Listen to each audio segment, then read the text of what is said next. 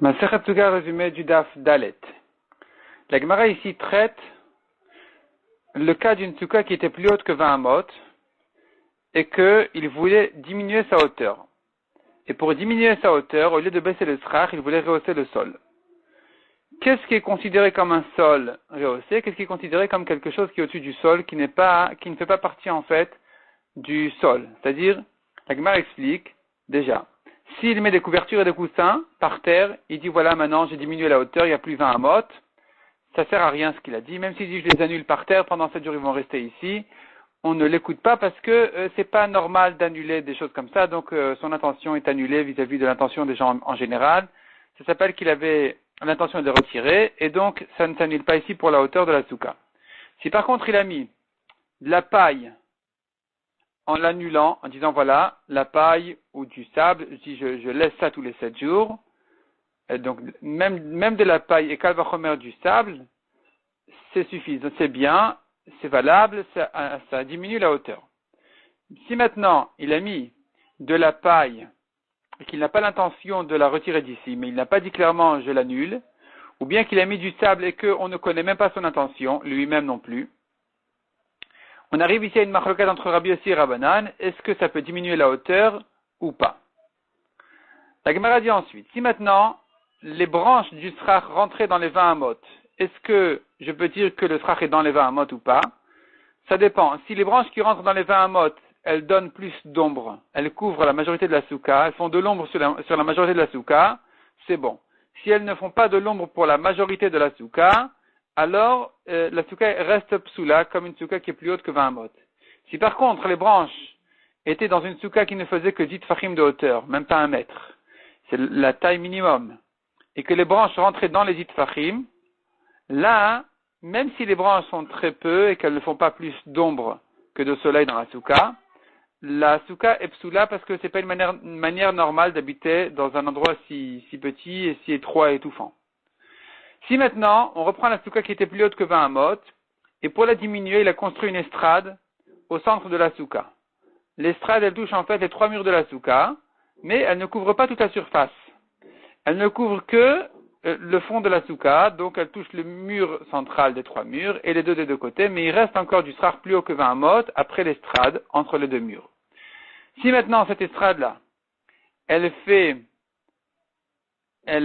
a donc la mesure d'une souka kshira qui fait 7 fachim sur 7 fachim, toute la souka est kshira. Même en dehors de l'estrade, ça s'appelle un srach qui sort de la souka, qui est encore kasher, et donc toute la souka ici elle est kshira. Si maintenant il a construit l'estrade sur le côté, et pas au milieu de la souka, au milieu, quand je veux dire au milieu, ça veut dire au fond en fait, s'il a construit sur le côté, donc ça ne touche que 2 murs de la souka, et c'est loin du 3e mur, il faudrait que ce soit dans les 4 amot du 3e mur, pour lier le 3e mur à la souka, par un principe de Dofen Akuma, le mur penché. Je considère le mur qui est loin de l'estrade comme un mur penché qui se penche en fait jusqu'à là où se trouve le srach qui est au-dessus de l'estrade, et donc ça rend kasher la souka. S'il y a plus que 4 amot, c'est pas bon. La Gemara dit maintenant, si l'estrade est au centre de la souka, loin de tous les 3 murs, on dira ici aussi un système de Dofen Akuma, c'est-à-dire, si on est dans les 4 amot des 3 murs, dans les 3 côtés on est proche de 4 amot, alors je peux profiter d'un mur penché en disant, c'est comme si le mur se penchait et arrivait jusqu'à l'endroit du srach qui se trouve sur l'estrade et donc c'est caché. Si par contre j'ai plus que 4 amot, c'est pas soul, on a perdu les murs. Passons au cas suivant. La souka qui faisait moins que 10 tfachim de hauteur, elle est trop petite. Il a creusé dans le sol, il a creusé par terre pour arriver dans le trou à une mesure de 10 tfachim de hauteur. Donc il a fait un trou qui faisait la taille d'une souka, 7 sur 7, et on a maintenant 10 tfachim de hauteur. Le problème c'est que les murs, ils sont trop loin du trou. Plutôt, on a un problème de profiter des murs pour la souka elle-même. Et c'est là on dit que si le mur est à 3 tfachim du trou, s'il y a plus que 3 tfachim du trou, alors le mur ici, c'était un mur cassé. On n'a pas de mur. C'est pas soul. Si par contre il est dans les 3 tfachim du trou, alors je peux prolonger le mur d'en bas au mur d'en haut en disant c'est le même mur et c'est kasher. Donc pour former un mur, il faut qu'il soit dans les 3 tfachim. Mais si j'ai déjà un mur formé, mais le problème il est qu'il est trop loin du srach, Là, on a dit que jusqu'à 4 amot, ça va aussi.